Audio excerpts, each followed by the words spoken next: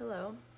I haven't done one of these in a while, but my husband's been encouraging me to start up again. So yeah, I read devotions every morning out of this book called Jesus Calling, and then I kind of just do my own studying after that in the Bible and with a couple other books. But I mainly start here every time, and so I figured I would just come on and share what I've read this morning. So yeah, it says. December 27th. I am preparing you for what is on the road ahead, just around the bend. Take time to be still in my presence so that I can strengthen you.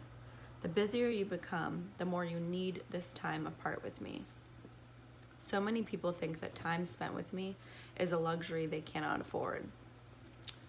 As a result, they live and work in their own strength until that becomes depleted. Then they either cry out to me for help or turn away in bitterness. How much better is it to walk close to me, depending on my strength and trusting me in every situation? If you live in this way, you will do less but accomplish more. Your unhurried pace of living will stand out in this rush-crazed age. Some people may deem you lazy, but many more will be blessed by your peacefulness. Walk in the light with me, and you will reflect me to the watching world.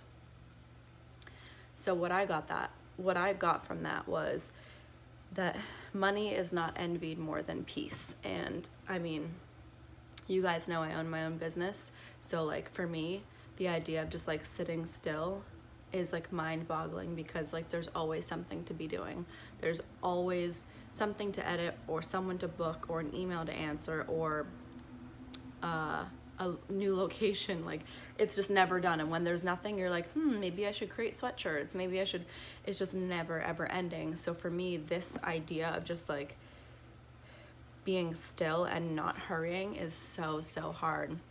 But I've been trying to take like action in creating that, because like sometimes I'll just be like, okay, I'm not a still person, but like eventually it'll come.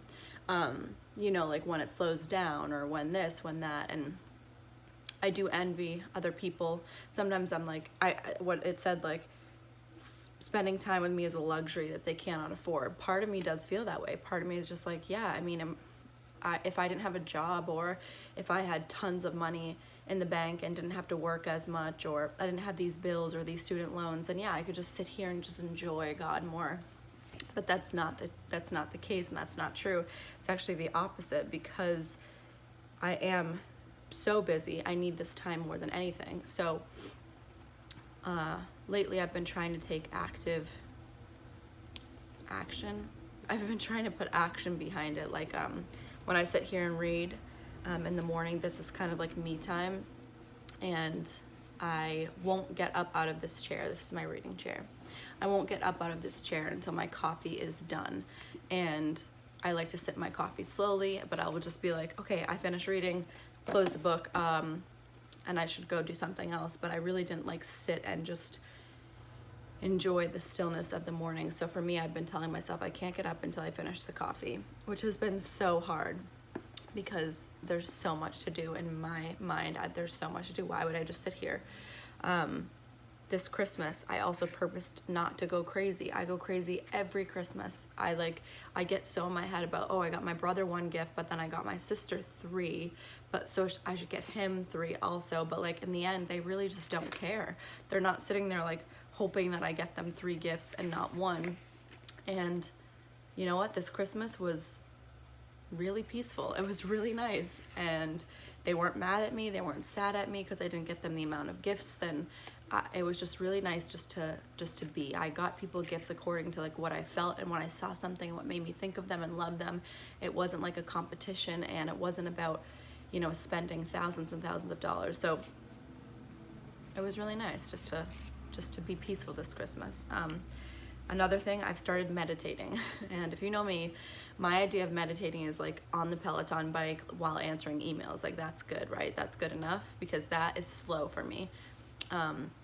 But I've actually started meditating. I sit in front of my little fireplace here, and I cross my legs and I close my eyes. And if you know me, you know that this is so freaking hard for me. because I just sit there for 10 minutes and like the person that talks to you, I use an app and they're like, if your mind is wandering, come back. And I'm like, my mind is literally wandering every 5 seconds.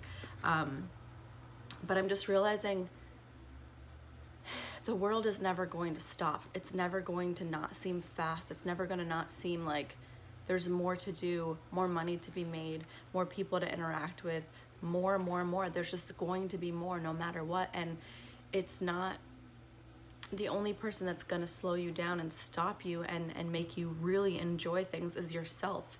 And sometimes I sit here waiting for someone to, you know, slow it down for me, if that makes sense, you know. Or in my brain I'm like, well, if I get a house, you know, once I get a house and we're settled, I'll be good. Or, you know, once I don't have to work as much, I'll be good. And that's just not the case. The case is that life is just passing by no matter what, no matter how quick I go or how fast I want to grow my business and do more things.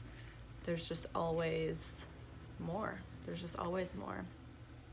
In the negative way, like there's just always more to do. And when you've reached a certain level, you know, you're just like, wow, I don't feel as fulfilled because there's more. There's just more to do. So right now I am definitely trying to master the art of just being still and just enjoying what I do have. And it is so hard. It is so hard because of where we live and how we were raised. And, you know, there's a lot of things that are going against us. I'm like, oh, well, if I was raised in the Little House on the Prairie days, I could totally be still.